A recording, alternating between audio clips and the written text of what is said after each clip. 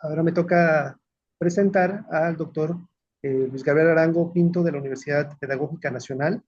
Él es profesor titular C de tiempo completo de la Universidad Pedagógica Nacional, de la Unidad Ajusco y tutor docente en la Facultad de Estudios Superiores Aragón de la UNAM, en el posgrado en Pedagogía y en el posgrado en Ciencias Políticas y Sociales.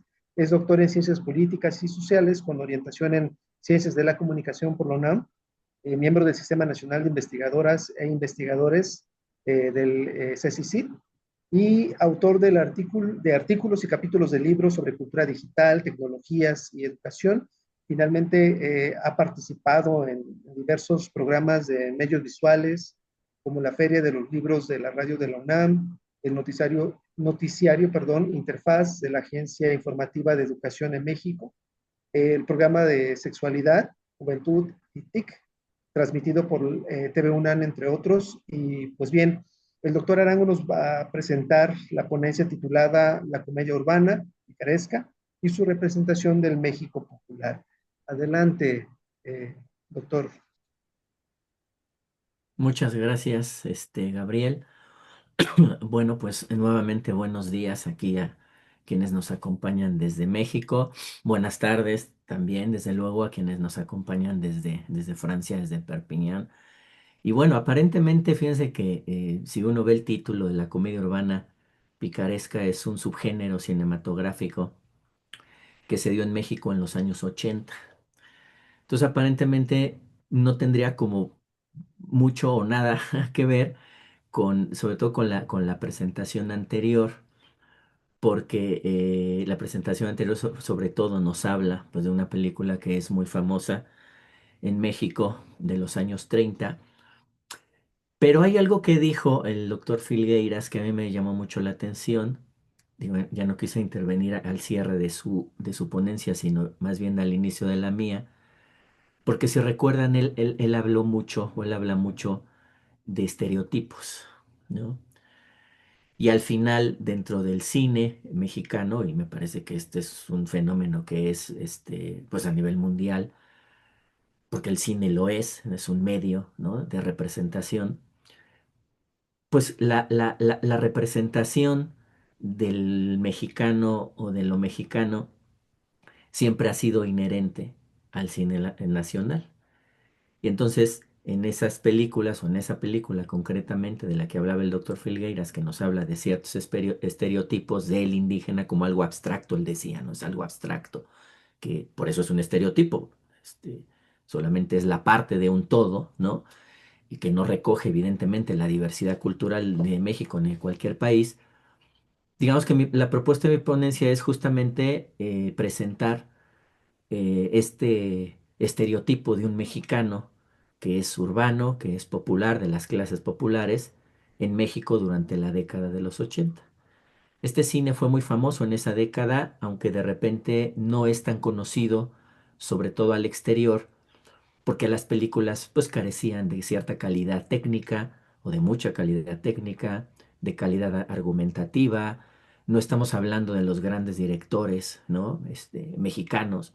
Entonces, de repente como que ha quedado un poco en el olvido. Seguramente quienes son de México recuerdan este cine, pero sobre todo para nuestras colegas de Francia a lo mejor dicen, bueno, no sé a qué se refiere a esto, ¿no? Entonces, ese es un poco el objetivo de mi presentación, poder hablar de este subgénero cinematográfico, pero también presentar esta representación del mexicano popular en estas cintas, ¿no? En estas películas. Entonces, voy a compartir la pantalla. Mm, Voy a darle la opción por acá de compartir sonido, porque tiene por ahí un video. Entonces, vamos a la presentación.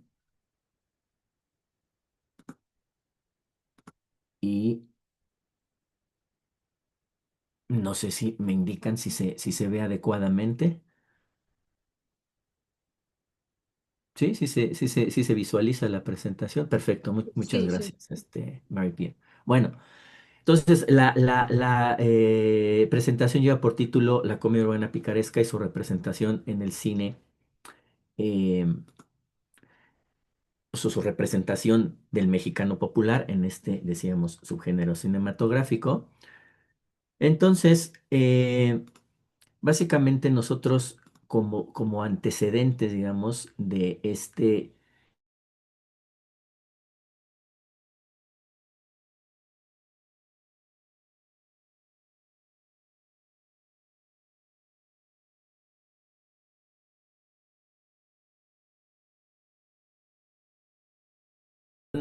la Segunda Guerra Mundial, es decir, si hay un fenómeno que hizo posible la irrupción, la presencia, la irrupción de la época de oro del cine mexicano, fue justamente la Segunda Guerra Mundial.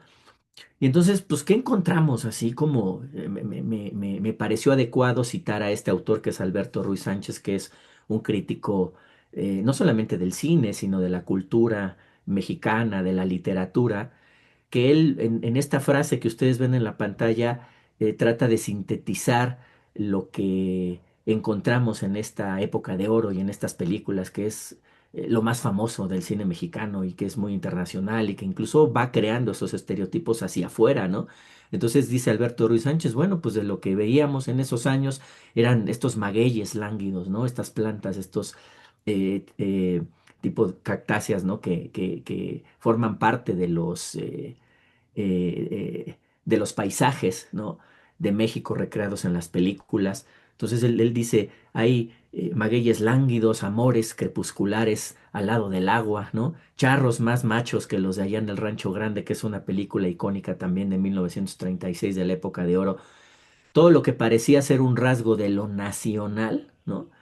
Pasaba dramatizado a las películas del Indio Fernández, que es uno de los autores, directores más prolíficos y más famosos de la época, para acuñar la imagen cinematográfica de una nación, ¿no? Entonces, estas imágenes, ¿no? Sobre todo, no necesariamente de escenarios urbanos, empezaba a formar parte de este imaginario y de esta representación de lo nacional y así se vendía y así se acuñaba como la imagen cinematográfica, en este caso de México, ¿no? Y hay otro autor que es también especialista en el cine mexicano aquí en nuestro país, que se llama Jorge Ayala Blanco, que también me parece muy ilustrativo cómo lo sintetiza, ¿no? Todo lo que aparece como la imagen de mexicano, del mexicano o lo mexicano de México en los años 30 concretamente en la época de oro, ¿no?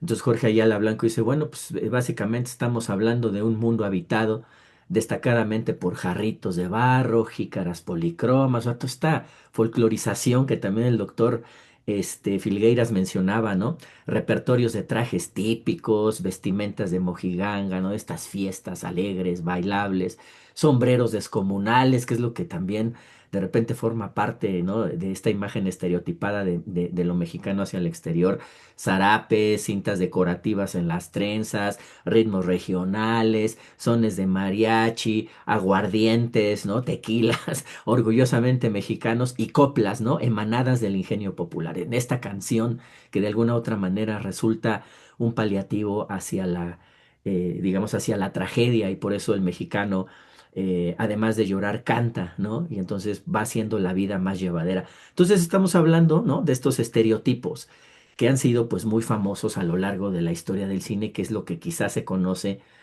más hacia el exterior, ¿no?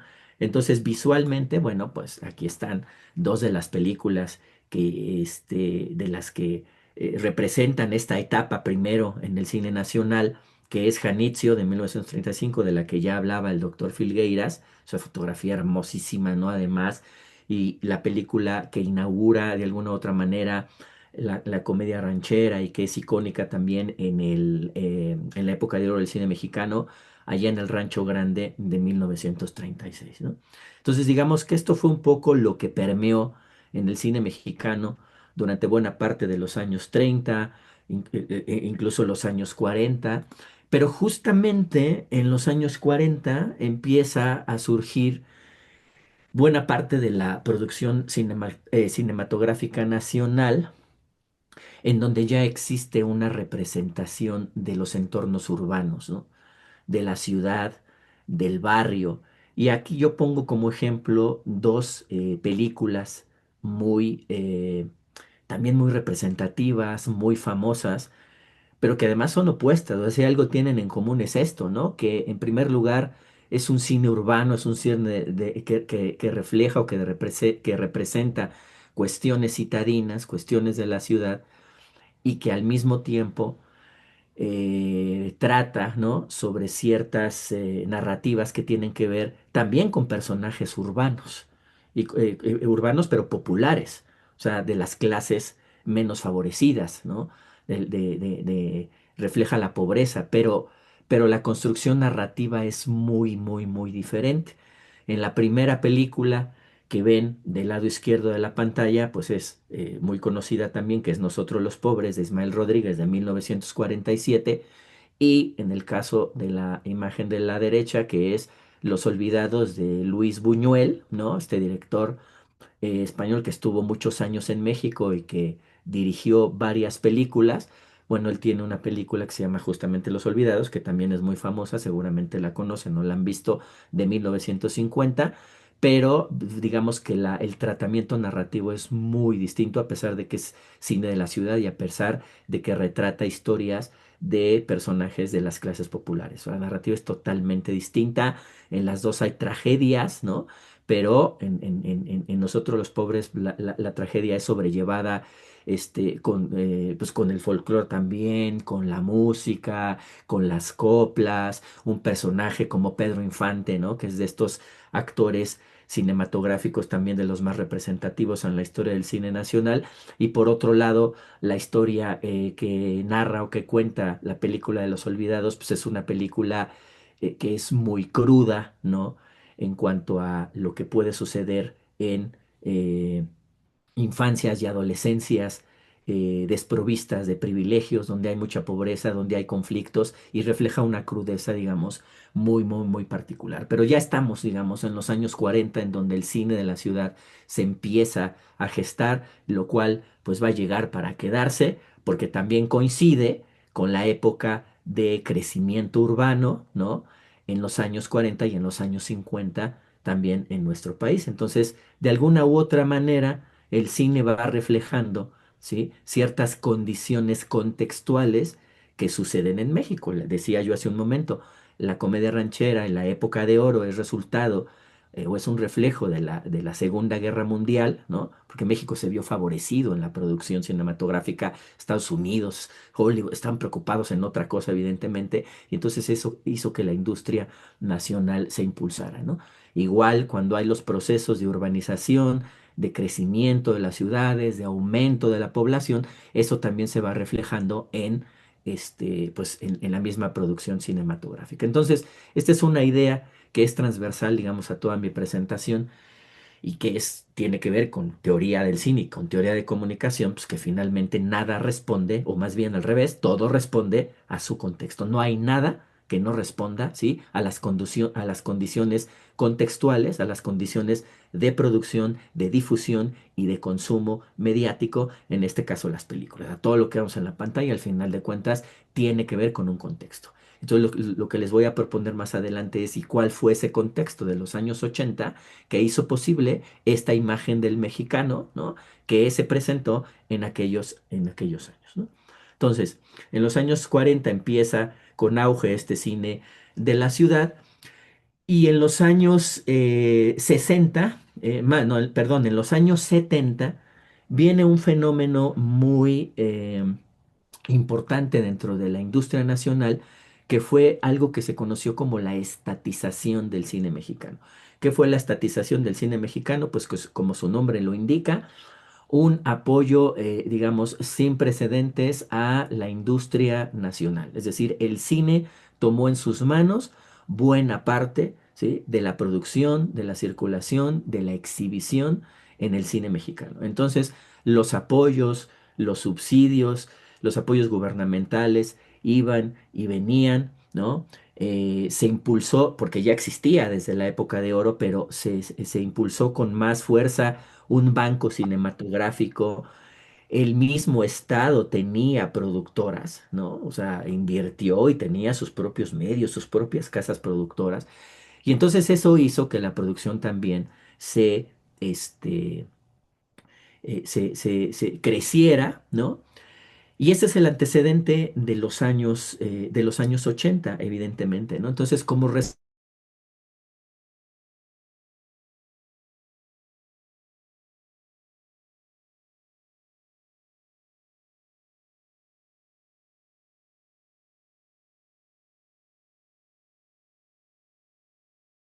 que incluso se atreven a llamarle a este periodo como la segunda época de oro del cine nacional por la producción también que hubo, ¿no? Tan prolífica y generaciones nuevas de directores que también filmaron películas que hasta nuestros días siguen siendo de culto. Esta época de los años 70 también tiene una crítica, se le ha hecho una crítica por los temas tan crudos que manejó en su momento, pero también se le acusa de haber de alguna otra manera servido al Estado para lavarle la cara, porque recordemos que años antes en 1968 y en 1970 hubo una represión por parte del Estado hacia la sociedad, concretamente en los estudiantes, y entonces el gobierno en los años 70 se presentó como de izquierda, como para tratar de lavar la cara, ¿no? Y entonces, pues las películas de alguna u otra manera, este, reflejaban, digamos, esas problemáticas y también hubo críticas en ese entonces y en ese momento, pero aquí se muestran dos imágenes de dos películas que también son muy icónicas, Canoa de 1975 y El lugar sin límites de 1977. Entonces, hasta aquí lo que quiero resaltar es que en esta época, ¿sí? En estos años 70 había una producción, ¿sí? Muy importante, con generaciones de directores y de actores nuevos también muy importante, pero era porque el Estado tomó en sus manos y en serio la producción, la circulación, la distribución, la exhibición del cine nacional. Pero eso era en los años 70, ¿verdad? Entonces, ¿qué pasa? ¿Qué pasa después? Bueno, pues que en 1976, porque hablamos en este periodo que yo les señalo de la estatización del cine, básicamente se dio en un sexenio, ¿no? Recordemos que aquí en México los periodos presidenciales duran 6 años, justamente desde el presidente Lázaro Cárdenas, se volvieron sexenios, se volvieron periodos de 6 años, y entonces, más bien entre 1970 y 1976, es que se da este periodo de estatización. Terminado ese sexenio, es decir, ya a partir de 1976, pues viene una tragedia para el cine mexicano y para los medios y para todo, para la política, para la economía, ¿sí?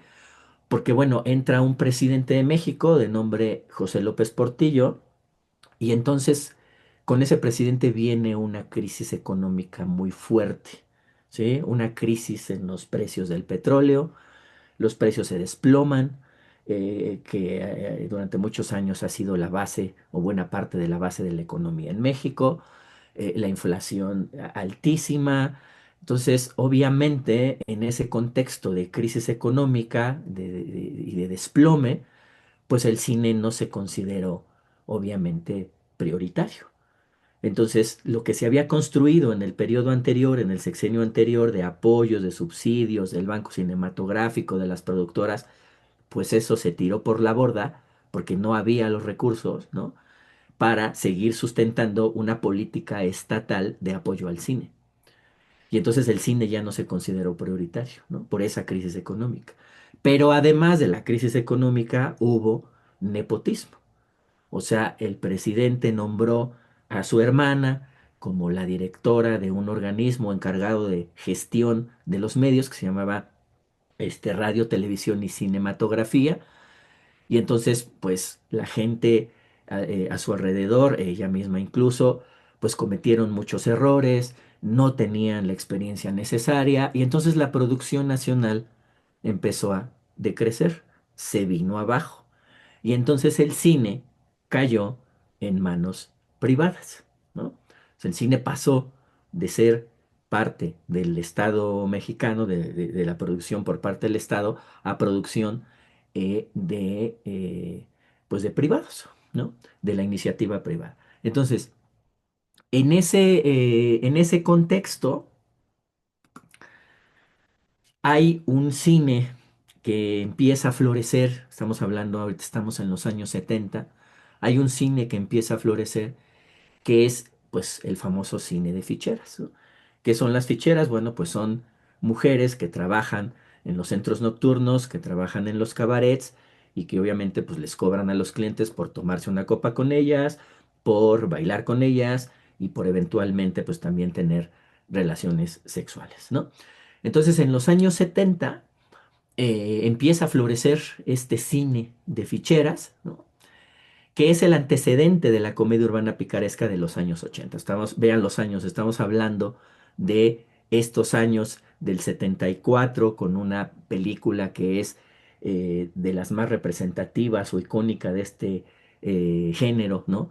Que es Bellas de Noche, eh, Las Ficheras. O sea, ustedes vean los nombres y vean los años y van a ver que refleja lo que les estoy diciendo, ¿no? O sea, Bellas de Noche, Las Ficheras, Noches de Cabaret, Las Cabareteras. O sea, es un cine que empezó a surgir en aquellos años, que básicamente se trataba de historias que tenían que ver con estas mujeres, algunas de ellas trágicas, y en otras, pues también empezaba a surgir ya de una manera muy clara un recurso narrativo que era la comedia, ¿no? Entonces, como que de alguna forma el cine de ficheras es el antecedente directo, ¿no? La madre de la comedia urbana picaresca. Mucha gente utiliza el cine de ficheras como una etiqueta para nombrar a todo el cine de los años 70 y de los años 80. Yo propongo que no, y ahorita lo vamos a ver en una diapositiva más adelante. Yo propongo que hay diferencias entre el cine de ficheras y el cine de la comedia urbana picaresca, aunque tienen más o menos los mismos elementos narrativos. Sí hay diferencias, ¿no? Que podemos, a partir de las cuales podemos establecer que el cine de fichera es una cosa y el cine de la comedia urbana picaresca es otra. Pero entonces, regresando al punto, veníamos de un proceso de estatización que se pierde entre 1976 y 1982 y entonces empieza a emerger un nuevo tipo de cine. Siempre ha habido otro tipo de cine, pero el predominante, ¿no? Fue este cine de ficheras. Bueno, tan importante fue que ustedes recordarán, quienes tienen la referencia, quienes son de México, que pues incluso ese presidente en funciones entre 1976 y 1982, José López Portillo, se casó con una de las actrices más representativas de este género cinematográfico, ¿no? Entonces, la importancia de este cine, pues duró también muchísimos años, pero poco a poco se fue transformando hacia el subgénero de la comedia urbana picaresca, que es un poco donde quiero detenerme un poquito más, ¿no? Pero esos son un poquito los antecedentes. Y el antecedente directo es este tipo de cine. Cuando llegamos a la década de los 80, eh, y ya con otro presidente también, pues la cosa no cambia mucho. O sea, la crisis sigue existiendo. Hay una crisis económica, hay una crisis social, hay una crisis política, hay asesinatos de periodistas, hay acusaciones de fraudes electorales, o sea, realmente fue una época en México permeada por una crisis, digámoslo así, multidimensional, ¿no? Que no solamente fue en términos económicos, sino también en términos sociales, culturales, políticos, sociales en general, ¿no? Entonces, en ese escenario, pues las películas siguieron siendo, como lo ven ahí en la diapositiva, hubo realmente muy poca inversión, o sea, hacían muchas películas. En promedio se hacían aproximadamente 70 películas al año, pero solamente de la producción privada. La producción estatal bajó muchísimo, pero estamos hablando de 70 películas más o menos al año. A veces eran más, a veces eran 80, a veces eran 90 películas al año. Se grababan en semanas, se grababan en 15 días, en una semana. O sea, se grababa muy rápido. Entonces eran películas que eran al vapor, hechas de una forma muy rápida. La inversión era muy poca, ¿no? y el único objetivo pues era una pronta recuperación económica, o sea, generar utilidades muy, muy, muy rápido. Eran películas con una pobreza argumental, con una pobreza técnica, y eso era lo que yo mencionaba al principio, que quizá por esto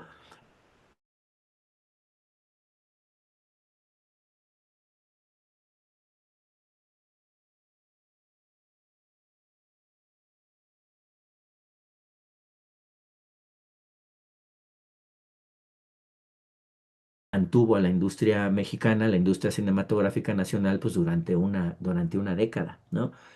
Entonces, como ya se habían dado cuenta, ¿verdad? Los productores privados, que este esquema del cine de ficheras les había funcionado, ¿verdad? Pues durante los años 80 siguieron o continuaron con la producción de películas que, abusaran, porque esa fue la realidad, que se abusara de, por ejemplo, los desnudos femeninos, que se abusara del relajo, del cotilleo, que se abusara de las palabras altisonantes, que se abusara de, pues de las groserías, de una desinhibición del lenguaje que no teníamos hasta esos años, ¿no? En la industria nacional ya había ciertos elementos que ahorita también voy a tratar de ejemplificar, pero digamos como que se va cocinando un nuevo subgénero que es justamente el que me interesa platicar con ustedes, que es el de la comedia urbana picaresca. Entonces en los 80 sucedía esto, ¿no? O sea, hubo poca inversión para buscar una pronta recuperación económica, las películas se hicieron como muy rápido, muy al vapor, con pobreza técnica argumental, y bueno, pues la producción fue realmente muy, muy, muy importante, a pesar de que era poca inversión, pues, se hicieron muchas películas de este tipo, de este subgénero, ¿no? Entonces, algunos de los títulos, o sea, reflejan, ¿qué reflejan? Pues reflejan justamente estos ingredientes de un cine urbano, de un cine pícaro, de un cine con un lenguaje desinhibido, de un cine, como decía hace un momento, donde se abusa del desnudo femenino, etcétera, ¿no? Entonces ahí vemos los años, más o menos, donde hay algunas películas que son de las más representativas. O sea, si decíamos que había como 70 80 películas al año, pues multipliquemos por los 10 años más o menos que duró este subgénero. Y bueno, pues hay alrededor pues de más de 500 películas tranquilamente, porque hubo otros subgéneros, el cine de la frontera, por ejemplo, del narcotráfico, películas con, artistas pop, ¿no? Mediáticos también de los años 80. Más como de comedia ligera, tal, ¿no? O sea, no todo fue esto de la comedia urbana picaresca, pero al final sí dominó la producción, ¿no? Este subgénero y ahí hay algunos de los títulos que ejemplifican o que representan lo que veíamos en la pantalla en aquellos años, ¿no? Entonces, dentro del estado del conocimiento, dentro de lo que hay escrito de ese subgénero, pues la verdad es que cuando yo realicé mi investigación sobre este tipo de cine, en realidad había muy poco y a este subgénero se le nombraba de distintas formas. Por ejemplo, se le llamaba sexicomedias y se le sigue llamando sexicomedias, ¿no? Eh, Son comedias, indudablemente, pero como decía yo, por esta parte femenina y de desnudos y de esta pornografía soft hasta cierto punto, pues por eso se le empezaron a llamar sexicomedias, ¿no? Cine lépero por el abuso de las palabras altisonantes, de las groserías, de las malas palabras, pero también se le llamaba comedia de albures justamente porque hacían, uno de los elementos importantes de este humor y de estas películas, pues es el albur. Y el albur en México es una tradición popular que básicamente es un juego de palabras en donde siempre hay una connotación sexual, que no siempre resulta como tan evidente, o sea, si hay un plano, como decía Roland Barthes, ¿no? Este, denotativo y connotativo, en donde una frase, en donde una palabra literalmente dice una cosa, pero siempre hay un significado añadido, sobre todo de índole sexual, y que resulta divertido en algunas ocasiones, ¿no? Es como un juego en donde tú dejas callado a alguien más, pero que finalmente el abuso, bueno, pues también fue parte de estas producciones. Entonces, en el estado de conocimiento así se le nombraba. Y yo trato de construir un concepto que es este de la comedia urbana picaresca, ¿sí? Entonces, tiene tres elementos que son los que ven en la pantalla. ¿Es comedia? Sí, sí es comedia, ¿no? La función es hacer reír, la función es ejercer algún tipo de humor, pero no es es un humor, lo voy a decir así, estéril, ¿no? Porque hay muchos autores que mencionan que el humor incluso llega a ser una especie de arma, ¿no? Frente a la cotidianidad, ¿no? Eh, a partir del humor podemos destrozar políticos, podemos incluso hacer más llevadera la existencia. Es una resistencia, ¿no? Pero aquí la comedia no, aquí la comedia es más bien una comedia estéril que no intenta criticar mucho o nada de la realidad. Sí hacerla más llevadera, pero no criticar ni mucho menos, pero sí es comedia, ¿no? Hay un humor que ahí se representa, que ahí se trata, ¿no? Y que bueno, pues en el cine nacional, el cine mexicano también está repleto de películas y de actores icónicos también en el plano de la comedia, como Germán Valdés Tintán, por ejemplo, como Mario Moreno Cantinflas, ¿no? Que son de los más representativos y de los más famosos, no solamente en México, sino internacionalmente, ¿no? Entonces tiene ese componente eh, de comedia, tiene el componente del cine urbano, ¿no? O sea, no es la comedia ranchera, no son los escenarios, el rancho, los paisajes rurales de México, como en la época de oro, sino netamente los escenarios son en la ciudad, ¿no? Entonces, evidentemente es un cine urbano, pero también es un cine picaresco, ¿no? O sea, los comediantes, los cómicos, los personajes principales son picarescos. Bueno, y el mismo Cantinflas era picaresco, ¿no? O sea, Cantinflas es el peladito, ¿no? Que es también representante, digno representante de las clases bajas, de las clases populares mexicanas, y también es pícaro, ¿no? O sea, dice cosas que agárrate, ¿no? Pero nunca dijo groserías, ¿no? En las películas, ¿no? El picaresco de los 80 es un cómico que es medio vago, medio bandido, alburero, ladino, ¿sabes? Entonces eso también va configurando el subgénero, por eso es que lo rompo en esos tres componentes. O sea, sí es comedia, es un cine urbano y es un cine que evidentemente es pícaro, ¿no? Ya tiene, como decía hace un momento, esa desinhibición del lenguaje y ya se dicen cosas sin ningún tipo de censura, ¿no? Claro que cuando esas películas pasaron años después a la televisión, pues fueron censuradas, pero en realidad en las salas cinematográficas se veía y se escuchaba todo tal como en la producción este, se había decidido, ¿no? O se había definido. Entonces, estas son las diferencias, ¿no? Que yo establezco entre el cine de los 70, que es el cine de las ficheras, y el cine de los 80, que es la comedia urbana picaresca. Entonces, los elementos son casi los mismos. Ahí están los desnudos, ahí están los albures, ahí están las palabras altisonantes, ¿no? O sea, son más o menos los mismos elementos. Pero, por ejemplo, en el cine de fichera, los personajes principales pues, son las mujeres. Son esta fichera o esta cabaretera, ¿no? Que atiende a los hombres.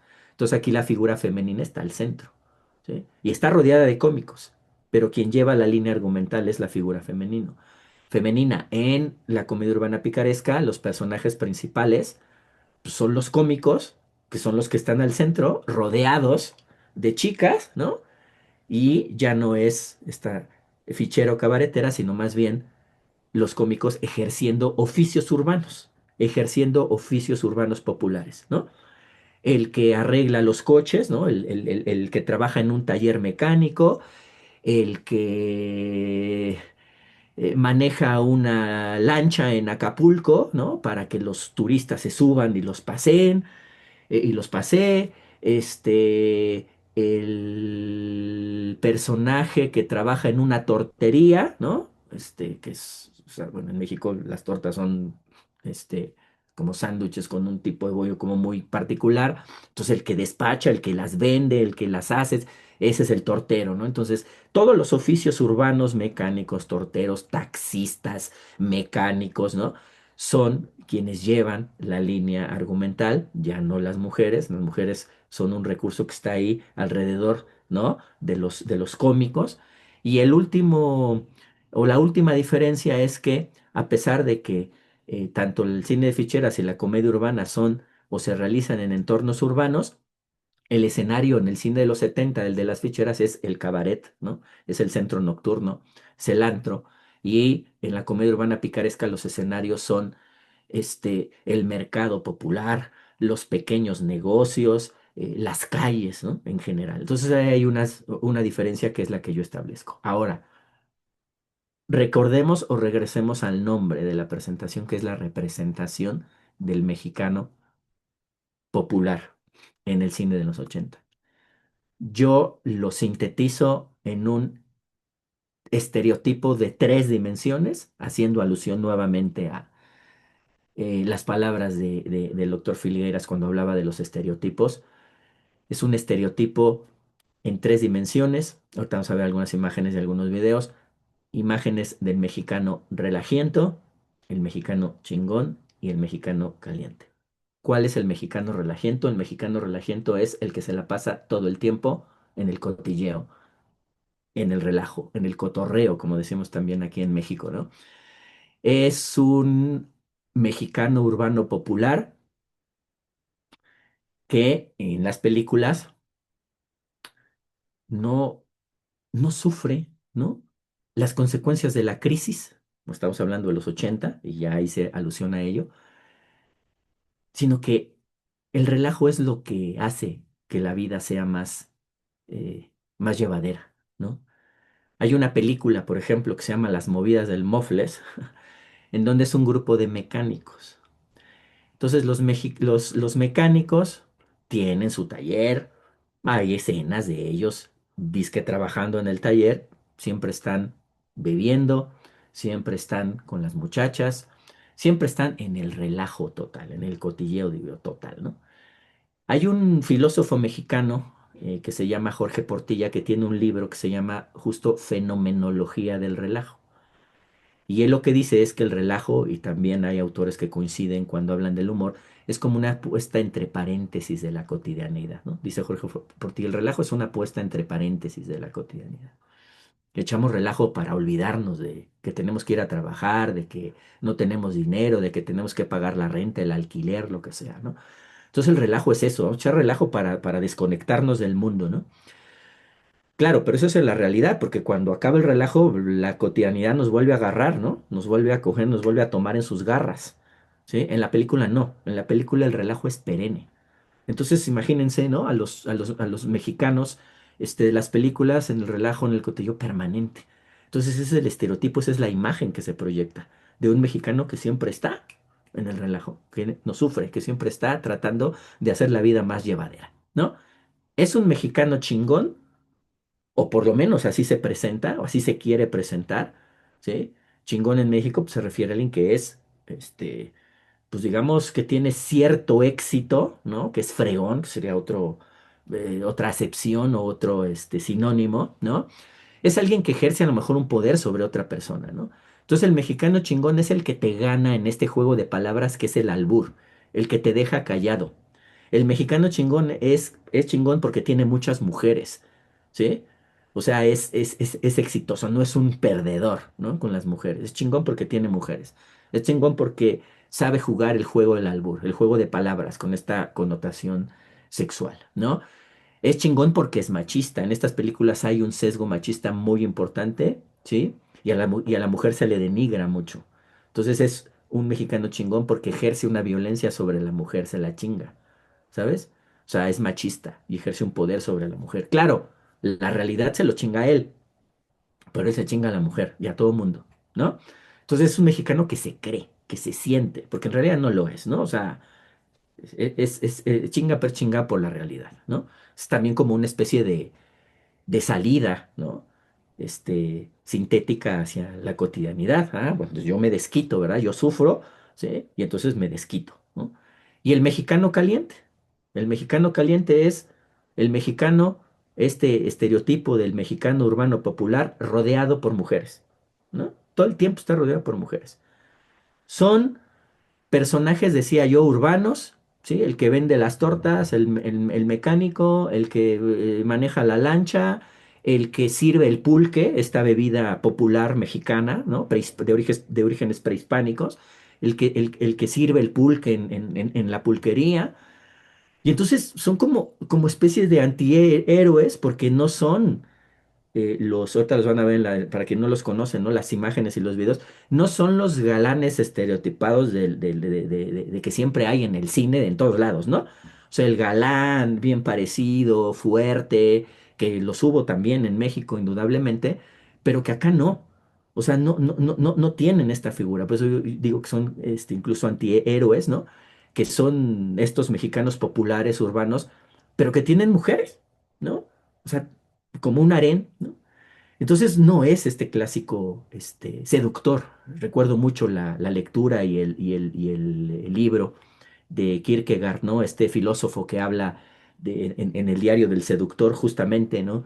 En donde dice que estos seductores, valiéndose de sus finísimas cualidades intelectuales, hacen que las mujeres se sientan atraídas, ¿no?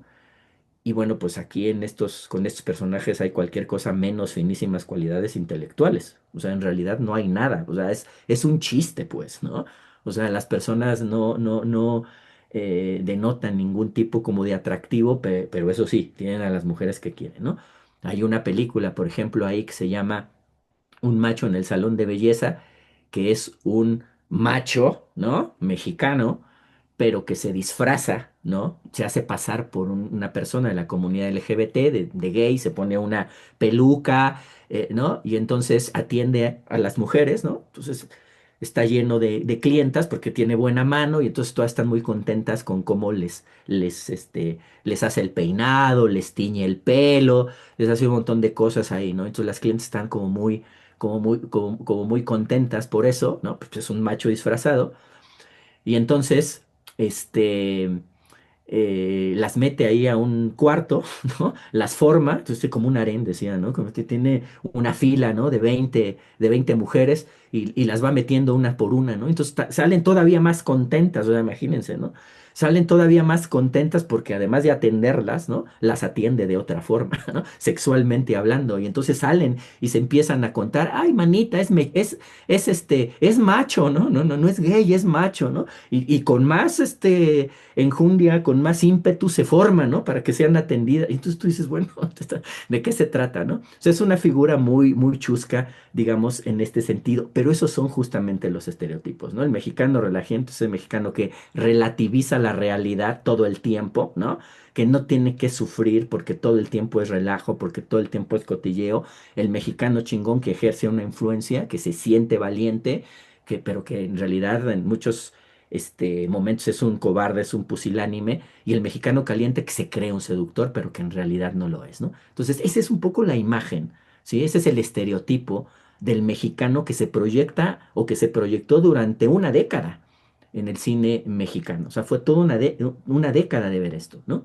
Entonces, algunas imágenes, ¿no? O sea, vean, por ejemplo, ahí en la primera imagen es el machito del salón de belleza, nada más que sin el atuendo de gay, lo voy a hacer así, ¿no?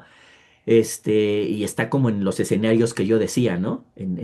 Ese trasfondo que se ve ahí es un mercado popular, ¿no? Nosotros conocemos muy bien los mercados populares en México, entonces ahí está este machito, en ese momento no está en el salón de belleza, está en el mercado haciendo otras cosas, ¿no? En la segunda imagen vean a estos dos mexicanos urbanos populares, ¿no? Rodeados de las muchachas, ¿no? Entonces va tomando sentido, no sé si se entiende, no sé si se ve cómo lo que acabo de describir, lo que acabo de explicar, pues efectivamente se ve en las propias imágenes, ¿no? Sacadas de estas películas. Y bueno, pues aquí también hay un par de imágenes más. Esta película se llama La Pulquería, ¿no? y ahí se ve la picardía de de los personajes. Es un policía que, pues, que no hace nada, ¿no? O sea, que no trabaja, ¿no? Este, cuando presenté esto por primera vez, alguien me dijo, bueno, pero pues también los policías, reales a veces no hacen nada. Yo dije, sí, tienes razón, ¿no? O sea, al final es una caricatura de un policía que está ahí para nada, ¿no? Que ve a los rateros y que simplemente está otra vez echando relajo, está afuera de la pulquería, y esta dama, ¿no? Que está ahí, pues está ahí como haciéndole una caricia un poco, lo voy a decir así, picaresca, ¿no? Entonces, esto otra vez, ahí se ven, creo que,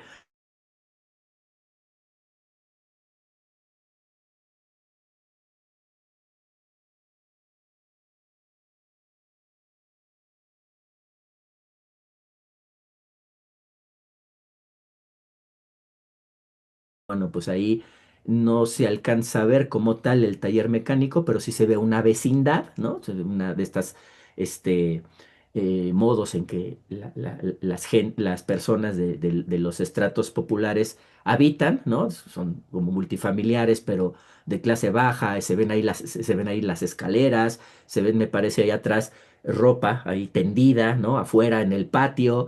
Y atrás del personaje principal, que es este de overol, que es el mecánico del overol azul y de bigote y de canas, hay una pareja que está bailando. Entonces, otra vez el relajo, otra vez las muchachas, otra vez la calentura, Entonces, esos son un poquito pues los estereotipos, ¿no?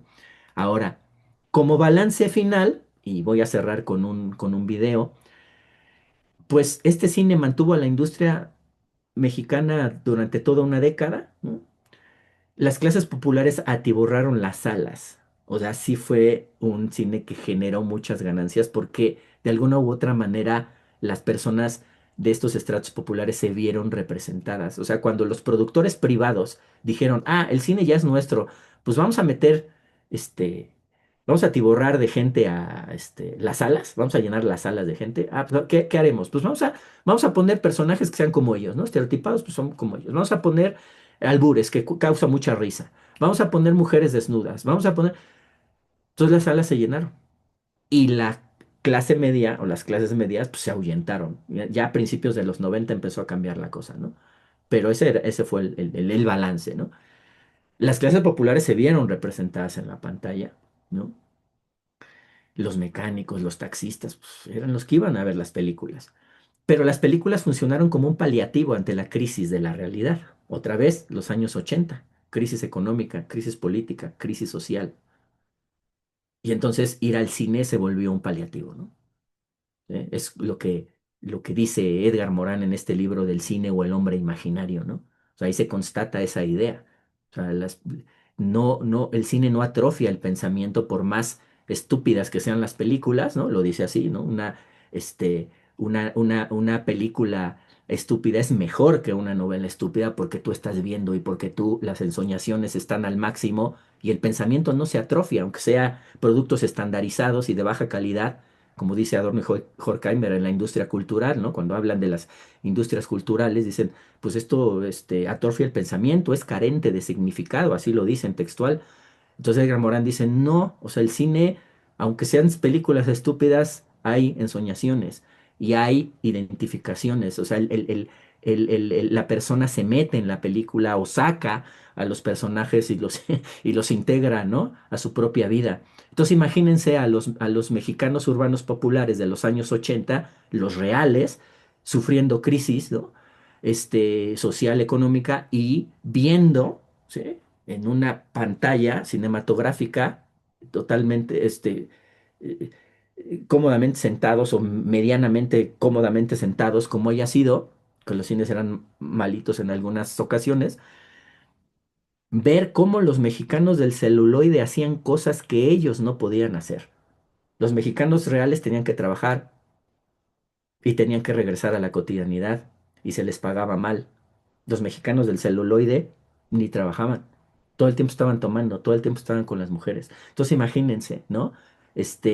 A los mexicanos del celuloide haciendo cosas, ¿no? En representación de esos mexicanos. Entonces, por eso, en el balance final propongo, propongo esto, ¿no?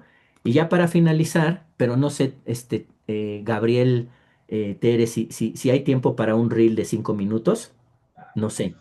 Sí, Sí, sí adelante. hay ¿Sí? tiempo. Ok, entonces, si no se escucha, me dicen por favor, yo según me cercioré de que sí. Es un reel, un video de cortos de algunas de esas películas, como para que ya quede a lo mejor un poquito mejor ilustrado, y si hay tiempo, pues a lo mejor platicamos.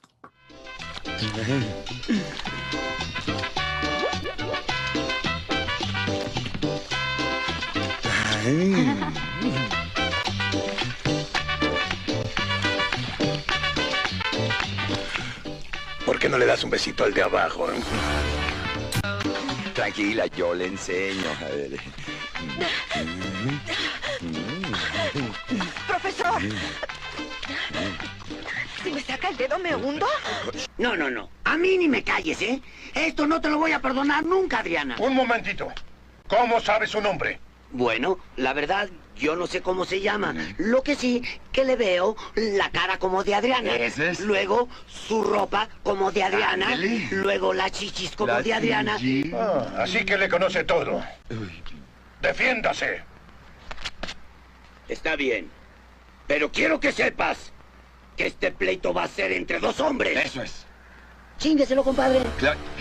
¿A qué se debe la botella? Pues nada, es que quiero que me acompañen a llevarle serenata a mi pelangocha. Con su guitarra cada quien, a mi torta, ¿qué oble? ¡Sale, vamos! ¡Órale! Pero yo no tomo, perdóname. ¿Por qué? No, porque acabo de leer en el periódico que en los Estados Unidos se mueren 50,000 gentes cada año por chupar. ¿Y a mí qué? A mí me vale más, yo soy mexicano, güey. No, pues yo también soy mexicano. Yo también soy mexicano. Pero el francés lo hablo bien. ¿A poco? ¿Qué quieres saber?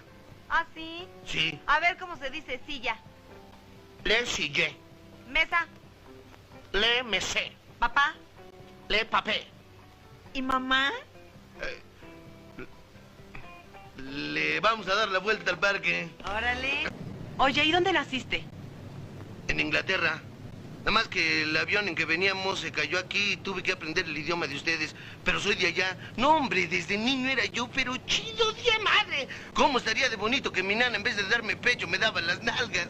Tú que conoces tanto de mujeres, ¿ya sabes que las de senos chicos son las más inteligentes? Sí, por eso a mí me encantan las pendejas. Ahora me toca a mí. Sí. Siga leyendo. Mi amor, ese soy yo, compadre. No sé si me recuerdes que soy tu amor de invierno, como tú me pusiste.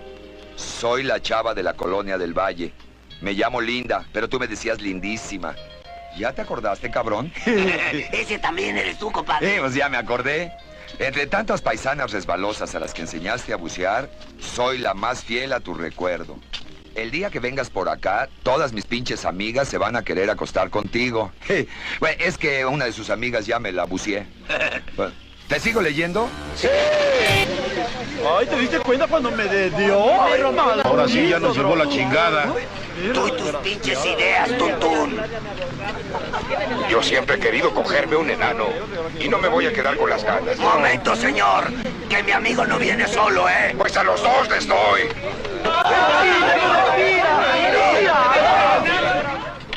¡Ay, no me vayan a acostar con mi mamá!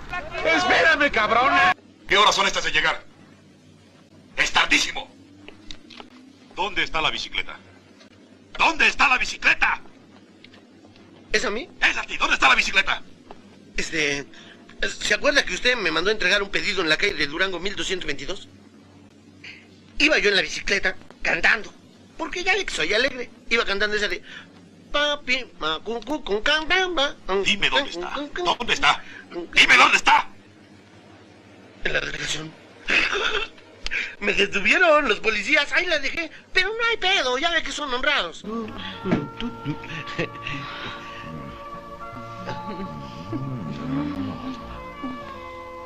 ¡Ay!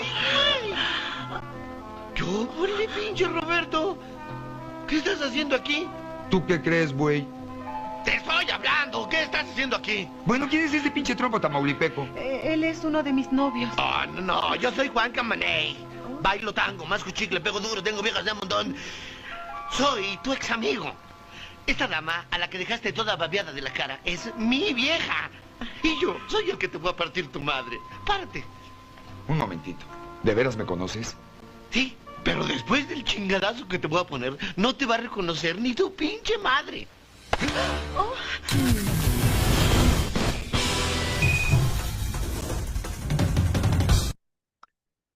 Listo, pues esto creo que no sé hasta dónde, sobre todo no sé, me quedo pensando en Marjorie, en Marie-Pierre, hasta dónde se entiende, no, no lo que dije yo, lo que dicen estos en su habla, ¿no? Pero creo que ilustra un poco cuál es esa imagen, ¿no? Del mexicano que, insisto, prevaleció durante toda una década, ¿no? Entonces yo lo dejaría hasta aquí, muchas gracias. Muchas gracias, doctor Arango. Sí, incluso esto se puede analizar desde la perspectiva del espectador, ¿no? La imagen que crea para sí, ¿no? Bien, muchas gracias por la participación. Dejamos un tiempo para algunas preguntas, comentarios. Sí, muchas gracias, Luis Gabriel, por tu ponencia, todo este también panorama de la historia del cine y su contexto político, de producción, muy interesante. Y también, no sé, toda mi admiración, no sé si tuviste que mirar muchas de esas películas, pero ¿no? Te tiene Sí, que hacer un algunas. trabajo bastante duro, ¿no? Sí, algunas. Tengo una pregunta. Bueno, dices que durante toda esta década la clase media, Sí, entonces, o que ese cine ahuyentó la clase sí, media. ¿Qué, sí. qué, qué pasó con ella? Entonces, ¿que fue a ver el cine extranjero? ¿Qué pasó con la clase media? ¿No se reconoció de ninguna manera en esta imagen del mexicano chingón, relajiento Sí, y esto? sí. Bueno, am, sí, sí, siempre hubo, digamos, películas que de alguna u otra manera vieron las clases, medias, ¿no? O sea, recordemos, y yo lo decía en la presentación, también hubo otros subgéneros ahí como paralelos. O sea, no fue como, todo el cine mexicano fue esto. O sea, hubo pues, también hasta cine experimental, cine también estatal, pero pues fue como minúsculo, ¿no? Hubo otros subgéneros también producidos por la iniciativa privada que estuvieron paralelos. Lo que pasa es que esta comedia fue como, o sea, acaparó el mercado. No fue lo único, pero sí lo acaparó. Entonces, pero al final hubo otros subgéneros por ahí. Y también, pues finalmente, pues, está la producción hollywoodense. Entonces, realmente esa producción hollywoodense pues, fue la que llenó, o más bien la que llenó las expectativas de alguna otra manera de las clases medias. O sea, realmente el cine mexicano no. O sea, si tú todavía hablas con gente aquí en México que vivió esos años, o sea, es muy mal visto este cine. O sea, aquí en México le decimos churro. Un churro es una película de muy baja calidad, ¿no? Aquí le decimos es un churro. Y cualquier persona que platicas con ella hace referencia a eso, ¿no? Son churros, ¿no? Entonces, más bien, la clase media lo que consumió más, pues fue el cine hollywoodense, básicamente que pues también tenía muy buena audiencia y muy buenos números. O sea, son los 80, estamos hablando de Rocky, estamos hablando de Robocop, estamos hablando de Volver al Futuro, no sé cómo se llama allá en Francia, ¿no? Pero sí, o sea, básicamente el consumo fue a partir del cine hollywoodense. Además, los cines estaban como en muy malas condiciones, cines que olían mal, cines que, o sea, pues también por eso la gente se ahuyentó de las salas, la clase media. Y en los 90 empezó a cambiar eso porque para empezar, con el sexenio ya que empezó en el 88, o sea, ya a finales de la década y a principios de los 90 empezó a sonar, digamos, una propuesta, ¿no? De cine mexicano que se llamó justo el nuevo cine mexicano, que fue producciones que intentaran hacer olvidar esta, ¿no? Esta época. Y también con la apertura comercial en los años 90, acuérdense que nosotros firmamos un tratado de libre comercio con Estados Unidos y Canadá, empezaron a entrar también nuevos jugadores económicos, entre ellos aquellos que tenían que ver con la exhibición. Entonces empezaron a entrar cadenas norteamericanas, cadenas extranjeras de exhibición, como Cinemark, por ejemplo, que ya no está en México, pero fue de las primeras que entró. Entonces, pues, entre que el mismo Hollywood seguía existiendo y las nuevas películas y las nuevas salas, ¿no? Que además eran y siguen siendo consorcios, o complejos de cinematográficos con 15 salas, pues entonces eso empezó a cambiar un poquito la cosa, ¿no? Pero básicamente la respuesta a tu pregunta, ¿qué consumían? Pues básicamente el cine de Hollywood, porque este sí fue totalmente despreciado por ellos. Quien lo consumió fueron las clases populares, justo. Ujú. Muchas gracias. ¿Alguien más gusta? ¿Tenemos tiempo para una participación más? Bueno, yo nada más quería comentar brevemente, antes de pasar a la otra ponencia, pues justamente lo que explicaba el doctor Arango, ¿no? O sea, y que menciona al inicio con una de las intervenciones de Ayala Blanco, que fue uno de los grandes críticos, ¿no? Que también habló en su abecedario del cine mexicano sobre estas películas. Sí. Justamente él lo dice, ¿no? Cuando hay una cuestión en una película, sea catalogada buena o mala, si siempre hay algo que decir sobre la película, es cuando se hace este tipo de ejercicio académico, puesto que ese escenario que ya señalaba el doctor, pues nos habla de un sexenio y ahora, bueno, menciona un poco estos cambios y transiciones, pero es verdad que en esa época, como dice bien el doctor, o sea, sí se veía en la gente, los que nos tocó vivir los ochentas, pues sí ver a la gente que estaba pues olvidándose de los problemas. Entonces el mexicano adquiere como esta esencia cultural también que me parece interesante. Y luego cuando miras estas películas, ¿no? Una que otra que de repente uno como mexicano, cuando entiende estas palabras, el albur y demás, que es un juego de palabras muy interesante, es cuando dices, te sales de la parte de lo que es academicista o artístico.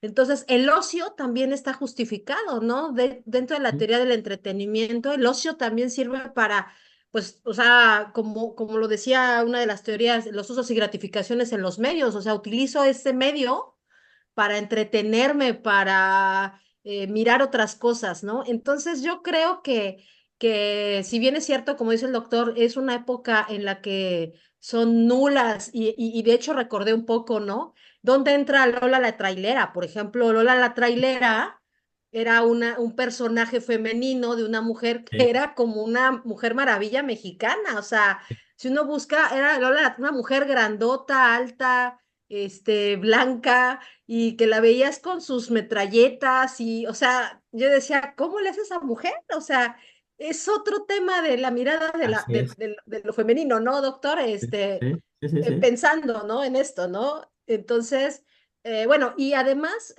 vinculado con la parte de la sociología del cine, que es lo que han planteado, pues Edgar Morin, lo ha planteado también Pierre Sorlin, y Orlán, sí, varios justo. autores teóricos Ajá. franceses, pues señalan, Sí, sí, ¿no? sí. La gente para qué va al cine, ¿no? Y qué hace con el cine, ¿no? Era lo que Claro. quería Sí, comentar. no, no, o sea, totalmente de acuerdo. Este caso de Lola la trailera es como de estos otros géneros que andan ahí deambulando de manera simultánea con la comedia urbana en los años 80. Lo que pasa es que pues no tiene los mismos elementos narrativos. Tú ya lo dijiste muy bien, es una mujer, ¿no?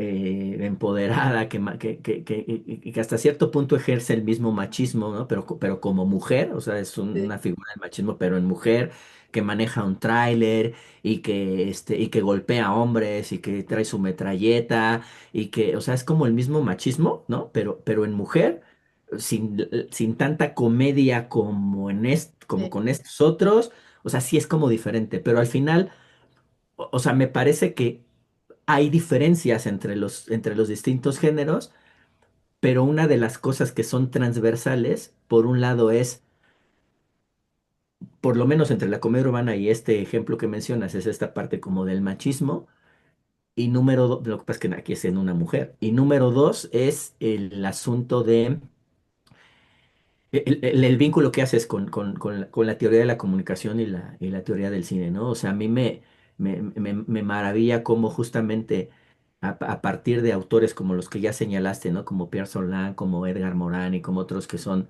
digamos, de esta tendencia francesa, cómo a partir de esos referentes teóricos uno puede analizar películas mexicanas.